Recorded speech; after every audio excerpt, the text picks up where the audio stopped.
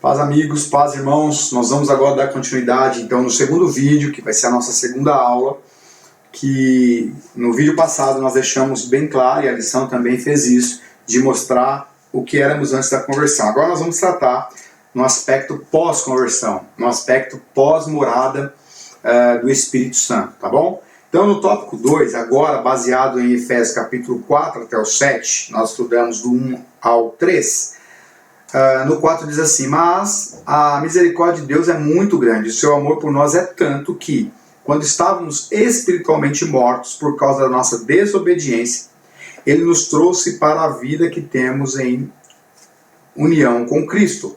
Pela graça de Deus, vocês são salvos. Então no versículo 5, Paulo de novo busca a ideia: vocês estavam espiritualmente mortos. Então ele não quebra o laço que tínhamos com Adão. Por isso que o próprio Paulo vai falar do novo Adão. Mais para frente nós vamos falar sobre isso, ok? No versículo 6, porque estamos, por estarmos unidos com Cristo, Jesus, Deus nos ressuscitou com Ele para reinarmos com Ele no mundo celestial. De novo ele traz a ideia do mundo celestial. Então olha como que a visão bíblica é perfeita. Nós estávamos num espaço de trevas, fomos transportados para um reino de luz. Agora, uma vez tratando de pessoas transportadas para esse domínio do Senhor, Paulo fala o quê? Vocês vão reinar. Reinar aonde? No mundo celestial. Então agora o apóstolo já não o vê e não vê mais aquela igreja como pessoas que estavam num grupo de pecadores, de espaço de trevas, mas agora ele olha esse grupo já, ou essa igreja, essas pessoas já numa outra realidade espiritual, e ele fala o que? Agora com Cristo vocês vão reinar nesses lugares, ou seja, nós estamos acima dessas questões espirituais, porque estamos assentados nele, né? E aí ele continua dizendo, né, no versículo 7, Deus fez isso para mostrar em todos os tempos do futuro a imensa grandeza da sua graça, que é nossa por meio do amor que Ele nos mostrou por meio de Cristo Jesus. Ok? Então, aquilo que eu falei na aula anterior, de sabermos o que é morte, de qual é a realidade de morte para nós, e saber o lugar que nós estamos e como estamos nesse lugar, é o desafio que a lição traz agora, no tópico mas Deus, né? Mas Deus, o que Deus fez por nós, né? O autor diz assim, ó, mas Deus, duas palavras que mudaram toda a nossa história, porque ele vai fazer um paralelo, né? Estamos mortos nos nossos delitos e pecados, mas Deus nos justificou em Cristo. Éramos escravos, ou seja, tínhamos um dono, mas Deus nos colocou na posição de livres, agora escravos voluntariamente. Éramos filhos da ira, mas Deus usou de misericórdia conosco, agora somos filhos da graça. Então, esse mas Deus muda toda a nossa história. Então, amados, a gente tem que, a lição está falando isso, a gente tem que pensar dessa forma. Se não houvesse esse mas Deus, nenhum de nós seríamos salvos. Ainda que fizéssemos aqueles sacrifícios lá de Moisés, aquele sacrifício, ele só era aceito por Deus porque ele já apontava para Cristo. Não era o sacrifício pelo sacrifício, não era trazer um animal imaculado, não era dar ao sacerdote, não era o sacerdote estar em condições, não era isso que fazia com que Deus aceitava o sacrifício do povo de Israel. Deus aceitava aquele sacrifício porque tinha sangue e porque aquele cordeiro tipificava Cristo. Então, o mais Deus não é a partir da cruz, o mais Deus é a partir da eternidade. Eu já fiz algumas citações aqui e eu faço de novo. Paulo Borges, ele fala uma coisa que é impressionante. Ele fala assim que Deus, Jesus, né, morreu por nós antes da fundação do mundo. Então Jesus não é uma resposta ao pecado, mas o pecado só se manifestou porque Jesus já era a resposta. Irmãos, quando a gente consegue perceber essa grandeza da graça, nós vemos Jesus a partir de um outro patamar. Então, Jesus não foi uma resposta de Deus ao pecado. Deus permitiu que o pecado se manifestasse porque ele já tinha uma resposta que era Jesus. Então, tudo aquilo que o povo fez no Egito, tudo aquilo que o povo fez durante a caminhada até a Canaã, tudo já tipificava Cristo, e é por isso que Deus aceitou. Então o mais Deus não é a partir da cruz, o mais Deus é a partir da eternidade, onde nós fomos salvos. E aí nossa cabeça cronológica não consegue entender isso. O que Deus fez? A lição traz. Então Deus nos deu vida com Cristo, Deus nos ressuscitou juntamente com Cristo, Deus nos fez assentar em lugares celestiais com Cristo. É a transposição de lugar, é de onde nós estávamos para onde nós fomos. É uma natureza corrompida para uma natureza santificada. E aí o autor vai discorrer. E por que Deus o fez? Porque ele era rico em misericórdia, porque ele tinha grande amor, pela riqueza da sua graça e pela sua bondade manifesta em Cristo. Então, quando nós olhamos para a cruz ou celebramos a ceia, o pacote é muito mais amplo, é eterno, a gente não consegue dimensionar isso.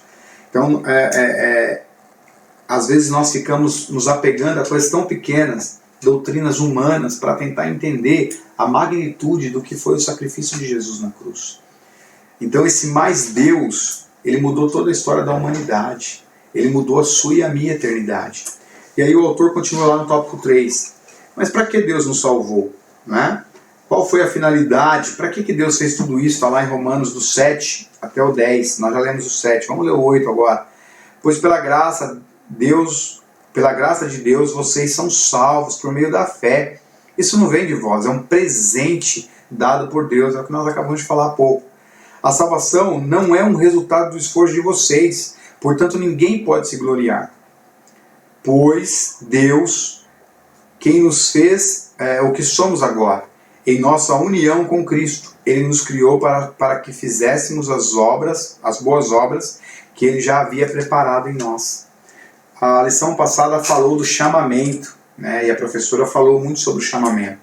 E um dos comentários que eu fiz durante o Zoom foi que o chamamento ele já ocorreu, e ele foi dádiva de Deus, ele foi graça de Deus. Agora nós precisamos olhar para as obras, o que nós estamos fazendo a partir do chamamento. Então o chamamento ele foi ação exclusiva de Deus. As boas obras é uma ação da graça de Deus, mais a boa vontade e a dedicação do homem. Agora, essa pergunta tem que vir à tona. Por que Deus me salvou? Ele me salvou porque Ele é bom? Sim. Ele me salvou porque Ele me ama? Sim. Mas Ele também me salvou porque Ele tem propósito. Ele fez uma igreja porque Ele é bom? Sim. Porque Ele nos ama? Também. Mas Ele criou uma igreja porque Ele tem propósito. Ele não criou uma igreja porque Ele não tinha outra ideia. É porque Ele precisava mostrar no mundo espiritual que o homem que foi feito à sua imagem e semelhança, que foi derrubado pelo pecado, Deus precisava restaurar a figura do homem. Como é que Ele faz? Ele pega a pessoa da Trindade, o Filho, torna esse Filho homem, e a partir desse homem manifesta o novo Adão, que é Jesus. Ele começa a criar agora uma geração de homens que vencem o pecado. Então a resposta para Satanás não é Jesus necessariamente. Jesus é a resposta para o pecado. O que é a resposta para o mundo espiritual? É a igreja. Então, qual é a pergunta que nos tem agora? Para que nos salvou? Nos salvou para manifestar a sua glória. É para isso que Deus nos salvou, para tornar o seu nome grande, exaltado sobre todo nome. A partir do quê? De um homem, ou de vários homens, que somos nós, que agora evidenciamos o seu amor.